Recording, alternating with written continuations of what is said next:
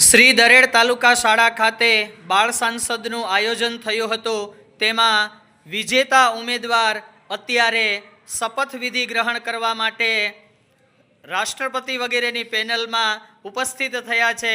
તો આપણે શાળાના તમામ શિક્ષકો અહીં ઉપસ્થિત છે અને અત્યારના જે ઉમેદવારે આ ચૂંટણીમાં જંગી મત મેળવી અને વિજેતા થયા છે તેવા કરંગિયા વૃંદા નરેશભાઈ છે એ અત્યારે શપથવિધિ ગ્રહણ કરશે। હું રીતુબેનને વિનંતી કરીશ કે સંસદના કમિટી વતી આપ એમને શપથ લેવડાવશો। હું કરંગિયા વૃંદા નરેશભાઈ શ્રી દરેડ તાલુકા શાળાની વિદ્યાર્થીની શપથ ગ્રહણ કરું છું કે આજ રોજ તારીખ 25 જાન્યુઆરી 2025 થી મહામંત્રીનું પદ સ્વીકારું છું।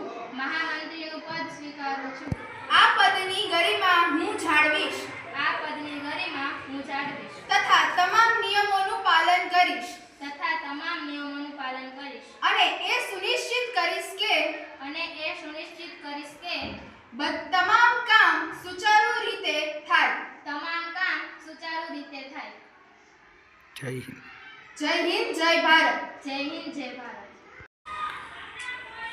મહામંત્રી પદના શપથ લીધા બાદ જેમ રાષ્ટ્રપતિશ્રી દ્વારા જે તે વિભાગના વિજેતા ઉમેદવારોને શપથ ગ્રહણ થયા બાદ એમનું પદ રાષ્ટ્રપતિ દ્વારા અર્પણ કરવામાં આવે છે, તે જ રીતે હું શાળાના આચાર્ય કલ્પનાબેન મહેતાને વિનંતી કરીશ કે વધારે મત મેળવીને વિજેતા થયેલા શાળાના મહામંત્રી પદના ઉમેદવાર કરંગિયા વૃંદા નરેશભાઈને મહામંત્રી પદનો છે એ બેલેટ અર્પણ કરશોજી।